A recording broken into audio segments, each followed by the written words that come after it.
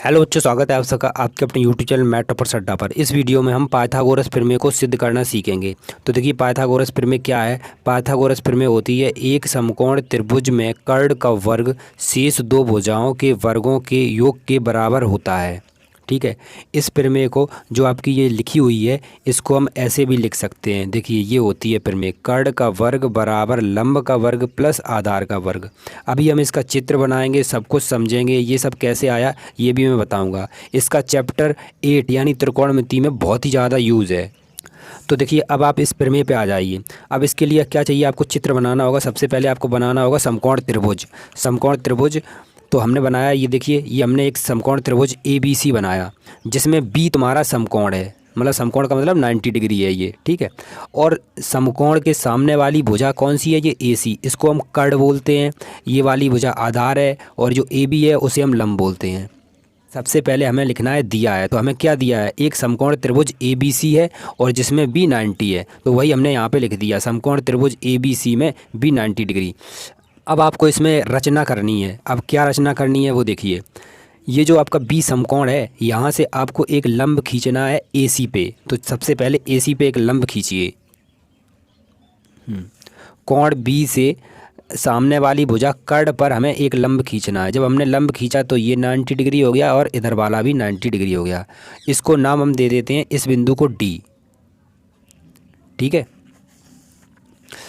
तो यहाँ पे हम क्या लिखेंगे, यहाँ पे देखिए हम लिखेंगे कि जो हमारा BD है, BD यानी कि BD लंब है, ये लंब का साइन है AC पे। ठीक है, BD लंब है AC पे।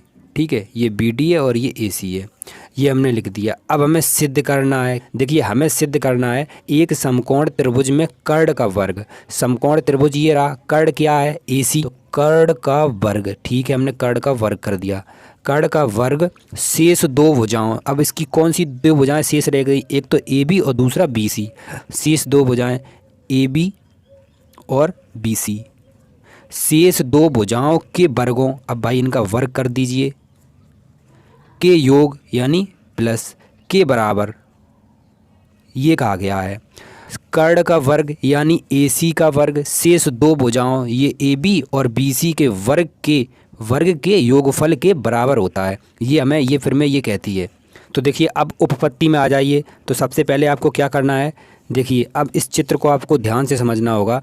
हमें सबसे पहले जो लेना है वो त्रिभुज हमें लेना है आपका ADB। ADB त्रिभुज ADB और त्रिभुज ABC और त्रिभुज ABC में। ठीक है, और दूसरी साइड हमें एक और त्रिभुज लेना है। कौन सा त्रिभुज, हमने अभी त्रिभुज लिया ADB और पूरा त्रिभुज ABC, मतलब ये वाला छोटा वाला त्रिभुज और ये पूरा बड़ा वाला त्रिभुज हमने यहाँ पे ले लिया। अब की बार जो त्रिभुज आपको लेना है वो लेना है VDC। अब की बार ये वाला त्रिभुज लेना है और इसके साथ बड़ा वाला त्रिभुज यानी ABC लेना है। तो त्रिभुज हम क्या लेंगे, त्रिभुज BD और C, BDC और त्रिभुज ABC में। ठीक है, मैं इन दोनों त्रिभुज को पहले समरूप सिद्ध करना है, फिर इन दोनों को समरूप सिद्ध करना है, वहीं से हमारी ये प्रमेय आ जाएगी। तो पहले समरूप क्या होता है, देखिए समरूप के बारे में भी जान लीजिए। आपने अभी पढ़ के आए हैं समरूप चैप्टर 6 में। देखिए, दो त्रिभुज अगर आपके समरूप हैं, दो त्रिभुज समरूप है, समरूप का ये साइन होता है, समरूप का मतलब होता है ऐसे दो त्रिभुज जिनके रूप समान हो लेकिन साइज अलग अलग हो। देखिए, ये छोटे बड़े हैं, साइज अलग है लेकिन देखने में तो एक ही है, तो ये हो गए समरूप त्रिभुज। समरूप त्रिभुज का ये साइन होता है त्रिभुज ABC, समरूप त्रिभुज PQR। अगर दो त्रिभुज समरूप होंगे तो उनके संगत कोण बराबर होते हैं, यानी कोण A कोण P के बराबर है, कोण B कोण Q के और कोण C कोण R के। ये संगत कोण है, ये सभी बराबर है। देखिए, A P के, B Q के और C R के संगत कोण बराबर होंगे तथा क्या और क्या होगा, इनकी जो संगत भुजाएं, संगत भुजाएं AB PQ, BC QR, AC और PR, ये होती हैं संगत भुजाएं। तो इनका अनुपात बराबर होता है, AB के बटे में हम रखेंगे PQ को और BC, ये BC है, BC के बटे में हम रखेंगे QR को और AC के बटे में रखेंगे हम PR को और तीनों को कर देंगे बराबर। तो इनका अनुपात बराबर होता है। ये हमारी होती है समरूप त्रिभुज प्रमेय। देखिए कैसे सिद्ध करेंगे, तो इस चित्र को ध्यान से देखना है। ADB D B, A D B में ये कोण 90 डिग्री है, तो हम लिखेंगे कोण ए डी बी बराबर है किसके, A B C, A B C बराबर 90 डिग्री। ये 90 अंश का कोण, देखिए ए डी बी ये 90 अंश का हो गया और ए बी सी ये भी 90 अंश का हो गया, तो दोनों कोण बराबर हो गए।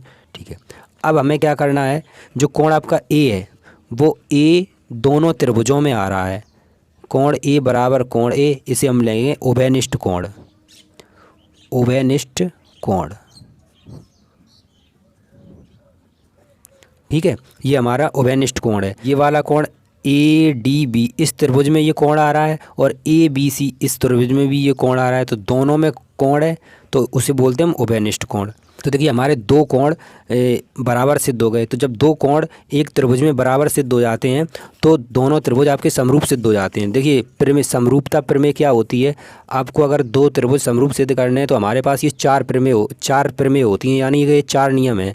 एक तो एंगल एंगल एंगल यानी कोण कोण प्रमेय, ये एक ये और एक ये और एक ये, चार। इन तीनों का कोई यूज नहीं है तो हमें इनसे कोई मतलब नहीं, हमें यूज करना है इसका। दो कोण बराबर हैं तो हमारे दो त्रिभुज समरूप सिद्ध हो गए।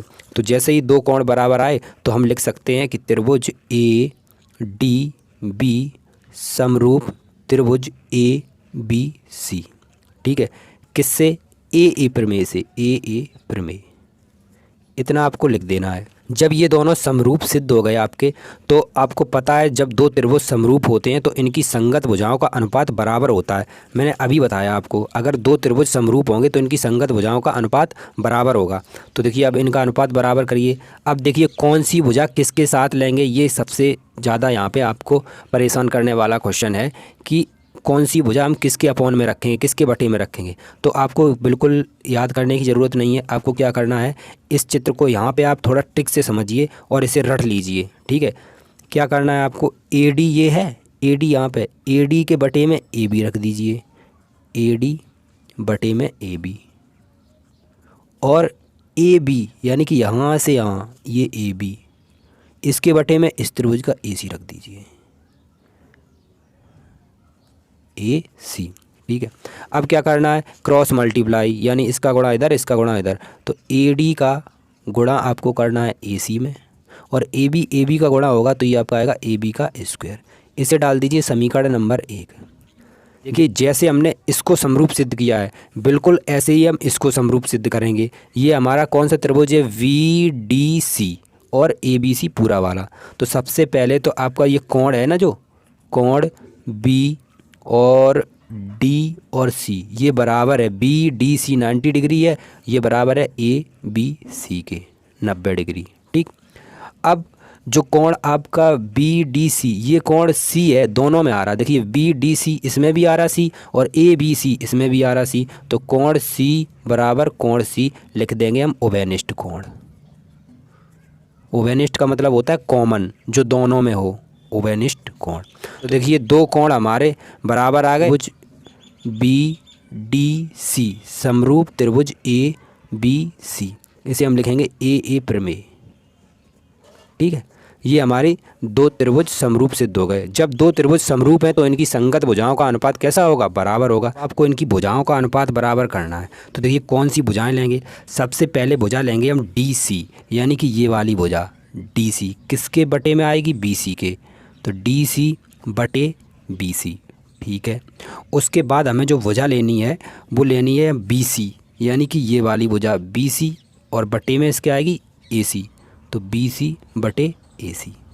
ए सी का डी सी में गुणा करेंगे तो ये हो जाएगा डी सी गुणा ए सी बराबर बी सी का बी सी में गुणा करेंगे तो क्या हो जाएगा, बी सी स्क्वायर। समीकरण नंबर 2। अब आपको क्या करना है, समीकरण 1 और 2 को जोड़ देना है। तो ये हमारा LHS होता है और ये LHS, इसको इसके साथ जोड़ेंगे और इसको इसके साथ, तो जोड़िए यहाँ पे लिखेंगे हम ए डी गुणा ए सी, ठीक है, प्लस ये डी सी गुणा ए सी, ठीक है, बराबर ए बी स्क्वायर को हमें जोड़ना है बी सी स्क्वायर के साथ। ठीक है, यहाँ से देखिए क्या कॉमन आ रहा है, ए सी कॉमन आ रहा है, तो हमने ए सी ले लिया कॉमन। हमारे पास क्या बचा, यहाँ बचा ए डी और ये बचा डी सी बराबर ये है ए बी का स्क्वायर प्लस बी सी का स्क्वायर।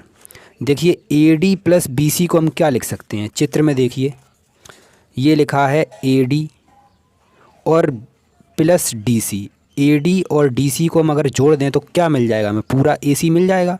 ठीक है, इसकी जगह हमें ए सी लिख देना है।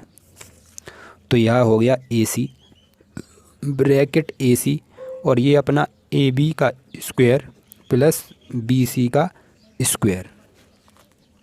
ए सी का गुणा जब हम ए सी में करेंगे तो ये हो जाएगा ए सी का स्क्वायर बराबर ए बी का स्क्वायर प्लस बी सी का स्क्वायर।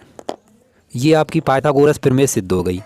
ठीक है, एक भुजा यानी कर्ण का वर्ग शेष दो भुजाओं के वर्ग के बराबर होता है। अब देखिए यहाँ से हम क्या लिख सकते हैं, देखिए ए सी यानी 90 के सामने वाली भुजा को कर्ण कहते हैं, तो ए सी की जगह हम कर्ण लिख सकते हैं।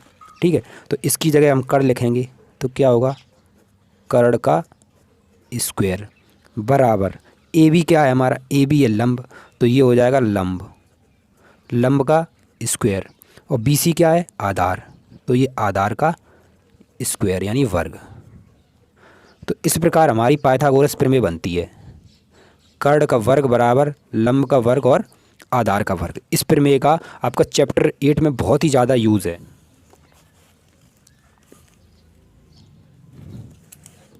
अगर आपको थेल्स प्रमेय और थेल्स प्रमेय का विलोम सिद्ध करना सीखना है तो वीडियो का लिंक डिस्क्रिप्शन में मिल जाएगा, वो भी आपके लिए बहुत मोस्ट इम्पॉर्टेंट है, उस वीडियो को ज़रूर देखिए। अगर आपको वीडियो अच्छा लगा तो वीडियो को शेयर और लाइक कीजिए और चैनल को हमारे सब्सक्राइब कीजिए। मिलते हैं नेक्स्ट वीडियो में, तब तक के लिए जय हिंद।